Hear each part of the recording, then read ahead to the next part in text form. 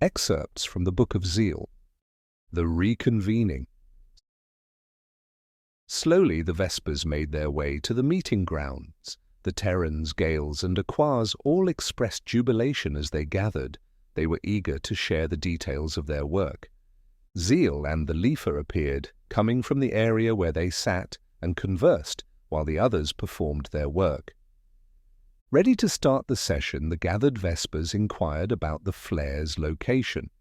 Shortly after they raised the question, the flares appeared in the sky and landed nearby. They no longer carried an air of uncertainty like before. Now they beamed with satisfaction. Zeal stood at the forefront and addressed the Vespers. Well, it doesn't take much effort to see that plenty has changed since we last convened. Why don't you share what all has been done? The Terrans stepped forward. Urias, acting as the spokesman, shared what the Terrans had accomplished. To be succinct, I will simply say that we shaped the land. No longer is the world a flat ball. We've given it texture. It would be easier to show you what I mean. Please follow me.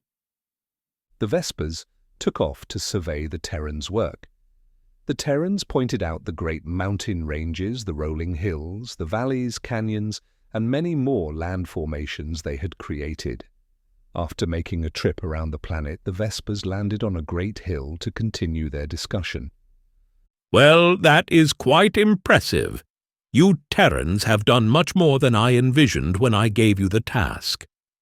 The other Vespers agreed enthusiastically with Zeal's assessment.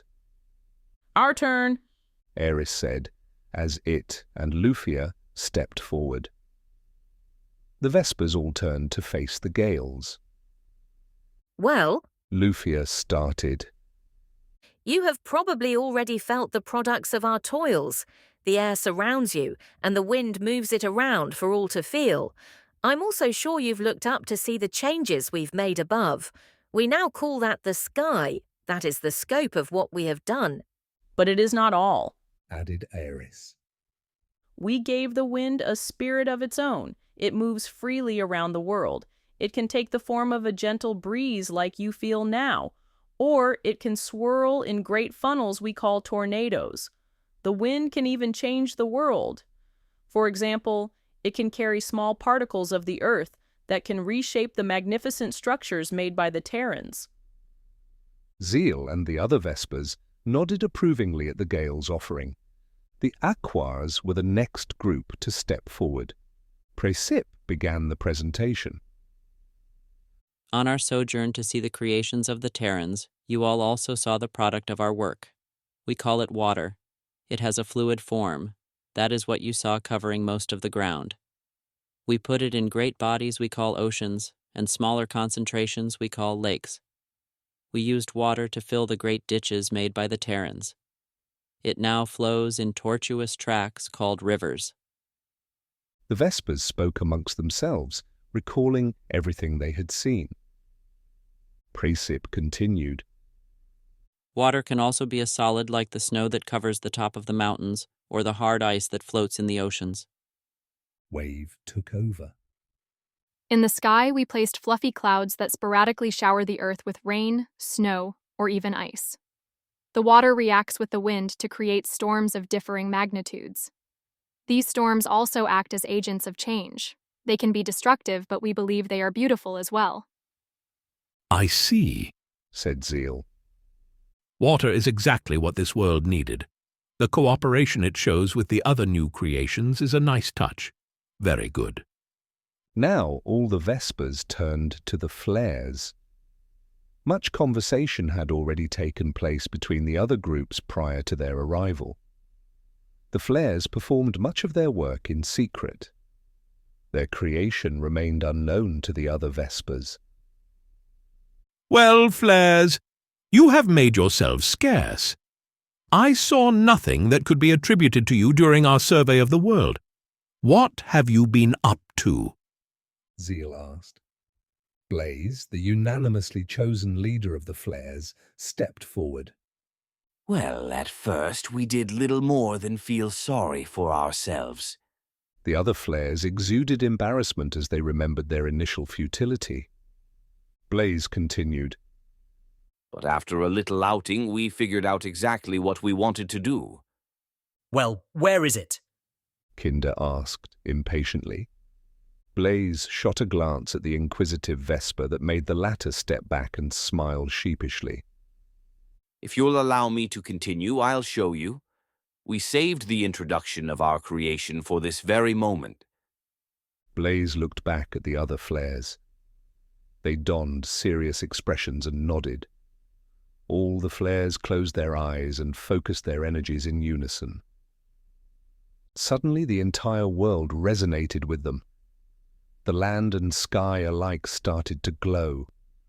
All the air around the Vespers warmed, producing a sensation reminiscent of the energy that gave them life. Moments later, the flares came out of their trance. The flares' production left the other Vespers confused. They did not understand exactly what had transpired. After Blaze's response to the last interruption, not even Kinder bore the courage to step forward and ask questions. Now for the show, Blaze proclaimed as the other flares smiled. Suddenly, a great arc of blue energy shot down from the sky. The Vespers stood in shocked amazement. Several more followed, displaying the same intensity as the first. Look, over there, at that mountain. One of the Terrans shouted in amazement.